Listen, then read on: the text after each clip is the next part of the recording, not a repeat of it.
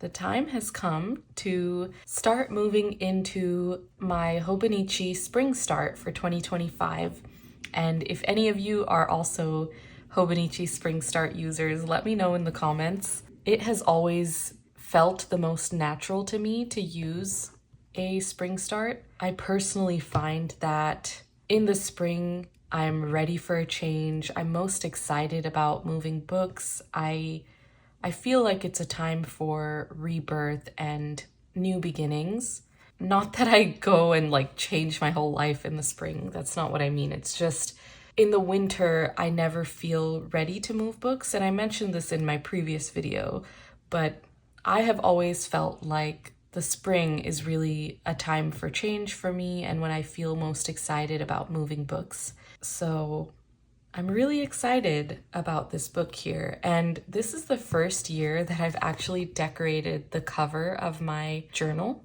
I've never done this before, mainly because I have always been scared that I'd get tired of whatever design I choose, or I think I just put too much pressure on myself to come up with the perfect design that perfectly represents who I am and encapsulates everything that matters to me. And I think this year I'm trying to not take it so seriously, to be honest.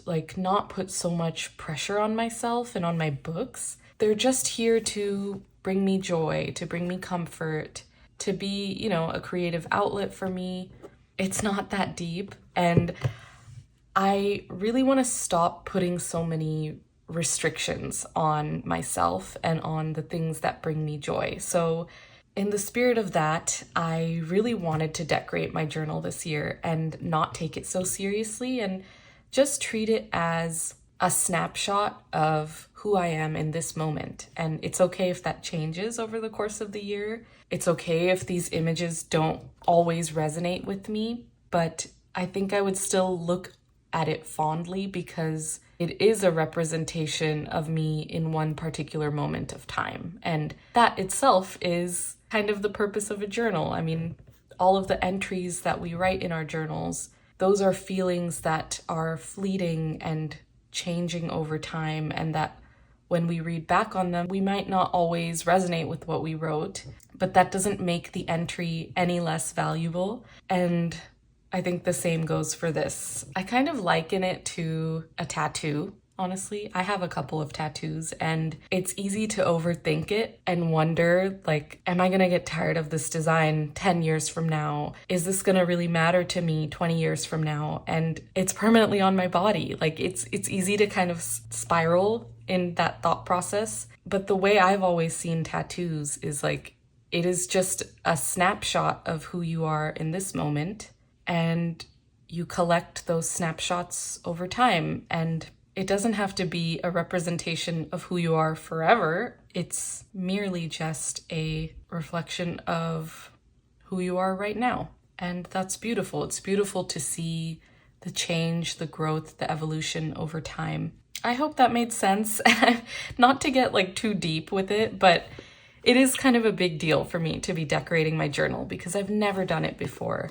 But I'm really happy that I was able to pass that mental hurdle, and I just want to prioritize joy this year and all years moving forward. And I think the other part of it is with social media getting so prevalent and just interwoven into every aspect of our lives now. I think this idea of having a personal brand or a personal aesthetic has become really important to a lot of us, subconsciously, and we may not even be aware of it. But I think this idea that everything you own and all of the clothes you wear need to be a perfect depiction and representation of who you are it's kind of sad, in my opinion, because I think it stops us from experimenting. It stops us from having fun with how we express ourselves and realizing that we're kind of multifaceted people. There isn't one aesthetic that can represent anybody. We are so complex. We're so multifaceted that it's a shame to feel like you have to restrict yourself to a very specific aesthetic or color palette or even like belief system, right? So I don't know, I've just been thinking about that a lot more, and I just want to be more open with embracing what is appealing to me at any moment of time and not overthinking it and not putting so much pressure on it to be a representation of me as a person, because nothing can represent me and I am forever changing. So I guess just a reminder that if you also kind of find yourself thinking that way and restricting yourself creatively in your journals, that maybe to explore why you might feel that way a little bit more, and yeah, just embrace what's bringing you joy in each moment and not take it too seriously. Oh my gosh, that was so long-winded. I'm sorry. I'm finding it difficult to articulate exactly what I'm trying to say, but I hope it's coming across and I hope you understood my point. All that to say, I'm really happy with how I've decorated my journal this year. Yeah, looking at it, it just feels more like home to me. That's how I always want my journals to feel. It should feel like my second home. And I feel like just adding these images onto my cover has already made this book feel more familiar to me, and I already feel an attachment to this book. I find myself constantly grabbing it every day, even though it's not time to start writing in here yet. It's not April, and I'm still in my 2024 spring start. I just find myself grabbing this through the day and looking at it and flipping through it, and I already have an attachment to it, which is wonderful. It's a great feeling. So that is the cover. These are all images that I found on Pinterest. Yeah, and I really like how it looks. I kind of went with I guess coincidentally, it ended up being like a black, gray, red theme. And I'm really happy with how cohesive it turned out. And then when you open this page, I thought the very first spread here could just be a collection of stickers that I get through the year. I already had quite a few larger stickers that I've just been hoarding, honestly, and I wanted to finally start using some of those. So I thought, why not have a collage page at the start of all of the stickers that I collect? It's rare that I get larger stickers like this, so I thought this could be a good home for those stickers. So I have my Yoseka. I have this cute one that I got from Chunky Things. This I found at a little pop-up store, which I thought was funny. This I got at In-N-Out. This one is from the Pan Am sticker set from Traveler's Company. This is Yumi Kitagishi. This one was from a Mini Super Sticker Club set. And shout out Tori from Tori on Paper for sending me this one. It's so cute. So that's that page. And then we go into the calendar page here. I usually have never used this page previously, but I thought this year it would be helpful to actually track my days off from work in this section.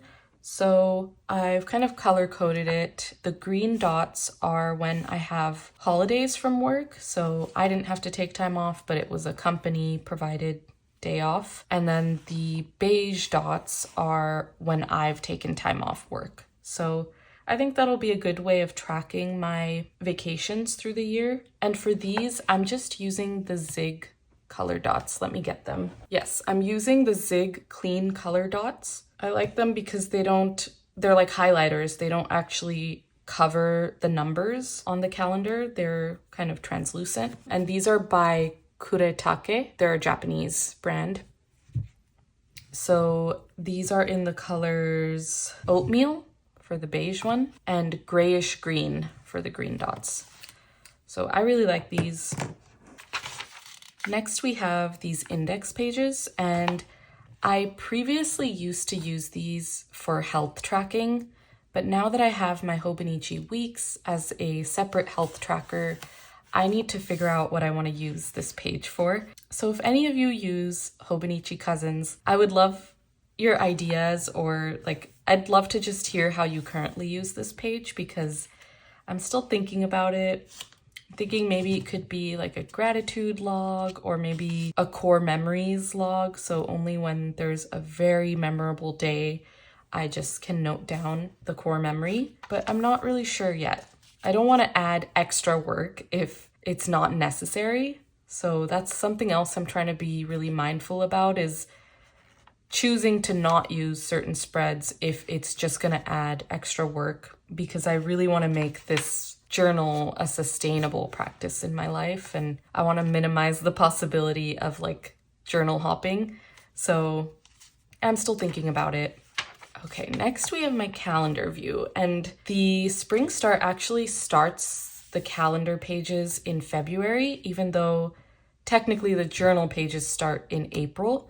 So you get 2 prior months in the calendar section, which is helpful. I kind of used February and March as like practice pages, just to get a sense of how I'd like to decorate these pages as well and kind of compose them. So this is how I've been using my calendar pages thus far for the past like 2 years. I just use it as a space to track events, birthdays, appointments, truly as a calendar. And I also decorate it kind of based on what's going on in the month. And I try to stick with a theme that's a little bit cohesive. I mean, I'm not too particular about that, but if it can look aesthetically pleasing, I would always prefer that. So for February, I stuck with kind of more pinkish, reddish tones with black accents, and I really like how that looks.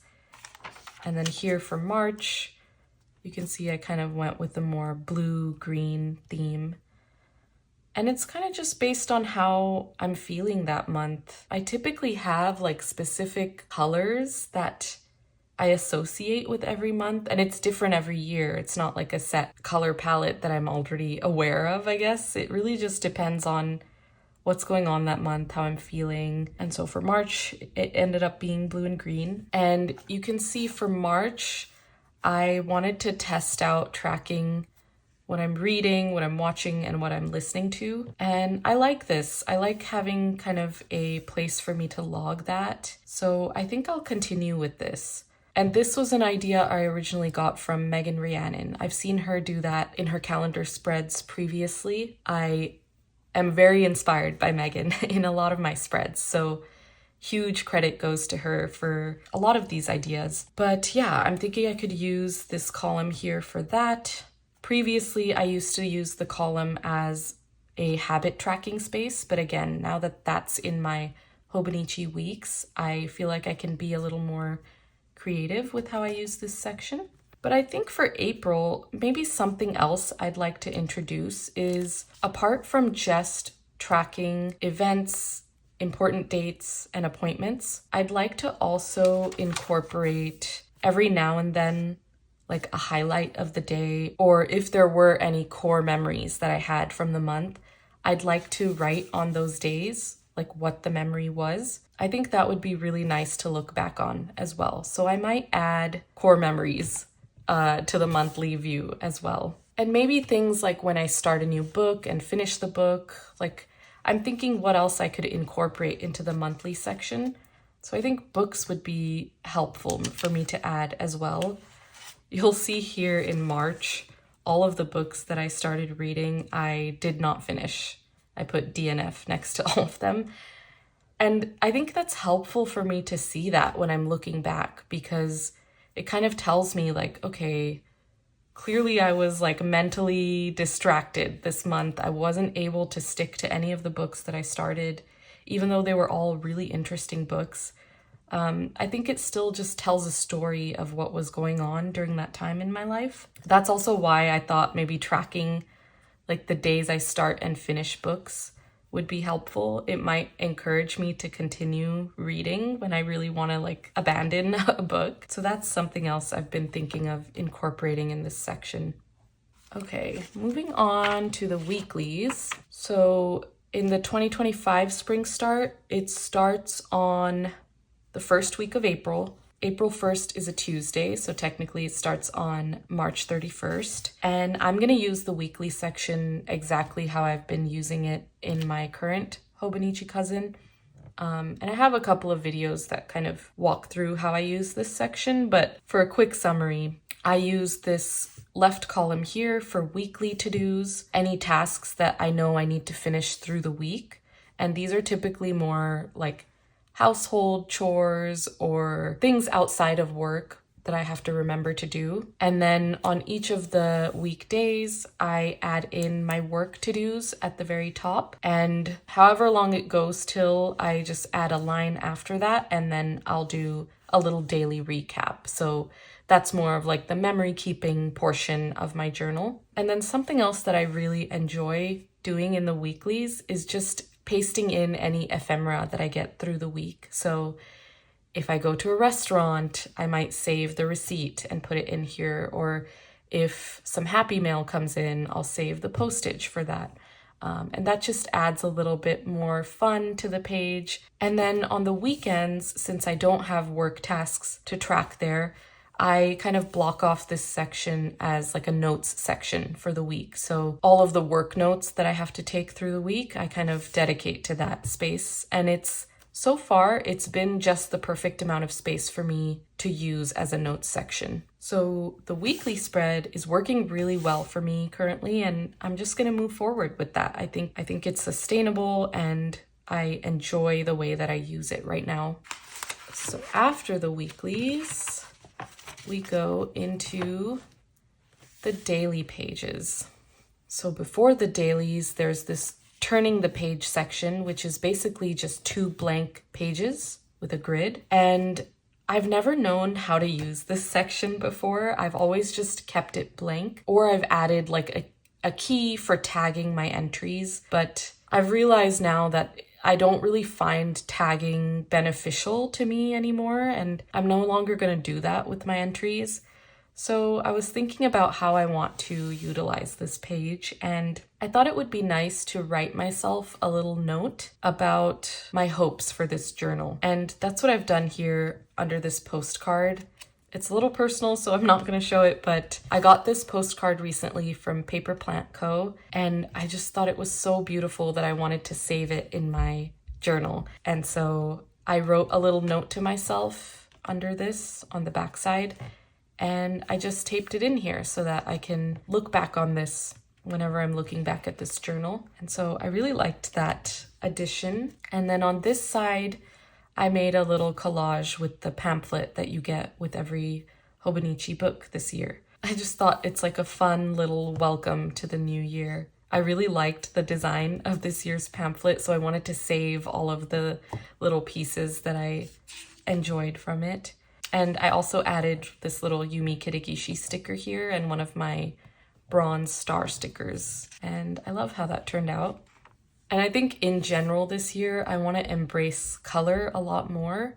I've always told myself that I'm someone who likes blacks and grays and subdued tones, but if I'm being really honest with myself, colors do bring me joy, and I don't see why I have to upkeep a very specific aesthetic. If something makes me happy, I just want to add it in here. So definitely embracing more color. And then we go into another spread before the dailies start. I guess you get one more blank grid page, and then you get the cover page for April. And then after this is when the daily pages start. So in here, I was wondering how I could use this page, and I realized that it would be really helpful to use as an ink log, because now that I have a fountain pen and I'm getting into the world of fountain pens and inks, and I have a ton of different ink samples that I'd like to try through the year, I realized that my daily pages are going to be filled with different pen and ink combinations through the year. And I want to be able to keep track of what I'm writing with, so that if I'm looking back at this journal and I particularly love a specific entry, I'd like to know what ink that was and what pen I was using. And I think it would just really be helpful to keep track of that information.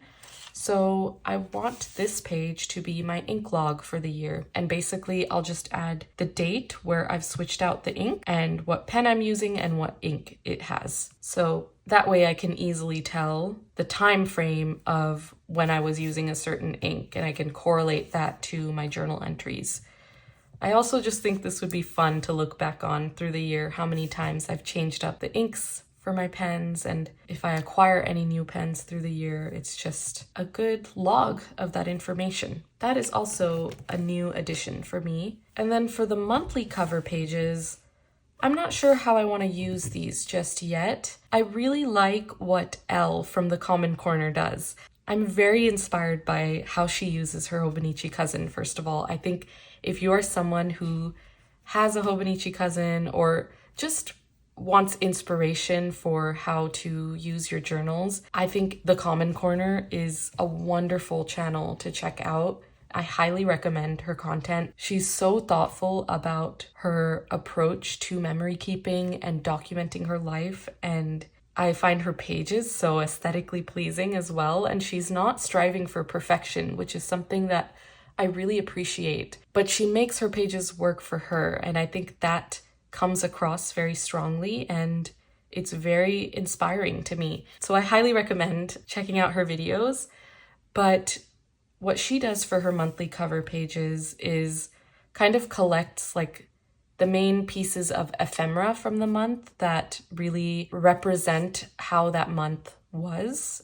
It's a collection of everything that she's done in the month, or it could just kind of convey the mood for the month.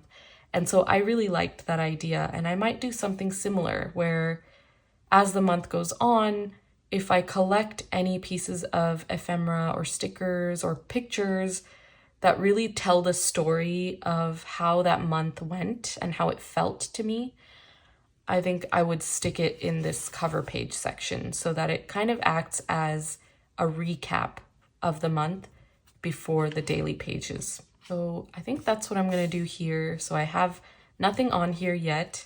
It will probably slowly build as April progresses.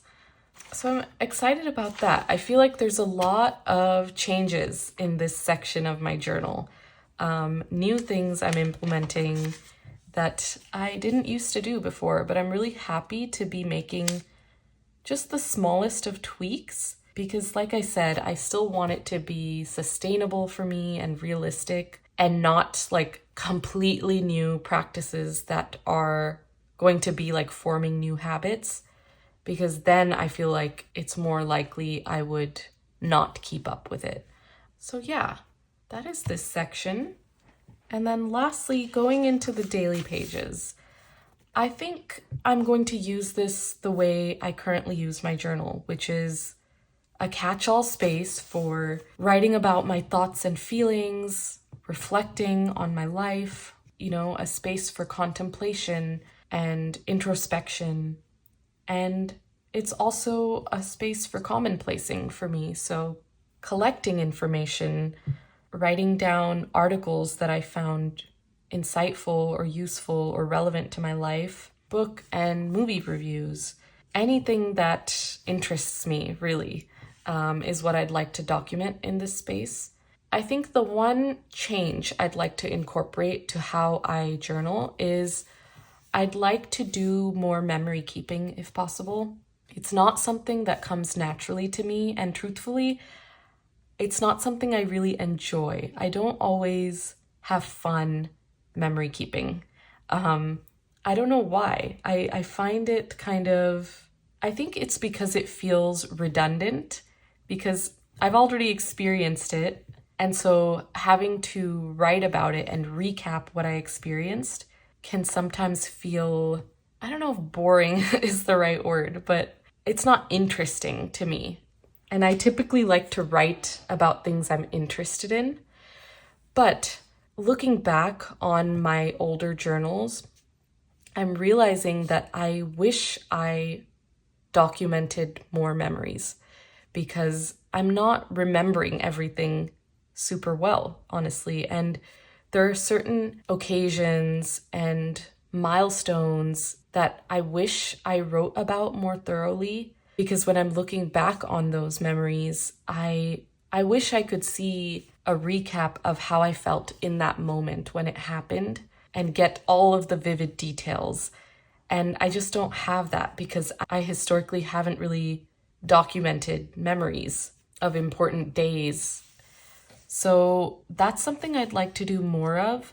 less so for my current self and more so for my future self, who will want to look back on the things that I experienced. So I think a way that maybe I can make it more interesting for myself is possibly just making it more of like a creative practice and getting a photo printer so I can actually add pictures of my memories and really use pictures as more of the guide. But I definitely want to do more memory keeping this year. So that is a goal that I have for myself. I'm not going to be too strict about it though, because ultimately I want this to be a practice that I enjoy. So we'll see. I will of course keep you updated through the year as I work in this journal. But that's pretty much everything. I don't really use the back pages in here. I never have.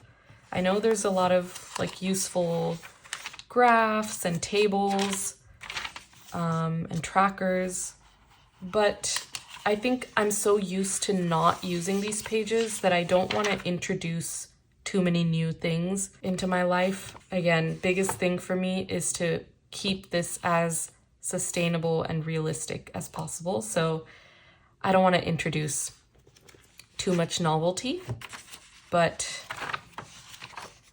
I am really excited to move in here soon. I'm so happy with the Hobonichi Cousin. It truly feels like home to me after the past few years of using this book. It is the space that I feel most comfortable in, most familiar with, and it's just perfect. Everything about it. The formatting, the layouts, the size, the design, the grid, the paper, everything is perfect to me. And it's probably because it's the first book that I really started a regular journaling practice in. And so because of that, nothing is ever going to top this for me, I think. But I'm very happy to be continuing in here and to be moving into this book very soon. As for the cover, I'm just gonna slip it in here in my new Potter Stroll cover from Hobonichi. I love this cover so much. It's been working out so well for me. I did recently also use it as a bag and took it out by attaching the crossbody strap on it, and it was so comfortable to wear. It was perfect. But I love this cover. It's great. There's so much storage. I love the way it looks. I love how it feels. And yeah, it's very functional. So I'm going to continue to use this. I do still have my Moterm black leather cover as well, so I have two options, so I'm happy with that. I don't think I need another cover for a very long time. So that is what I will be doing. And that is kind of everything I wanted to update you on today. I hope this was helpful or entertaining or insightful in some way. And I hope your books are treating you really well. Let me know in the comments if you are also moving into a spring start cousin. Thank you so much for watching. Thank you for being here. And I will see you in the next one.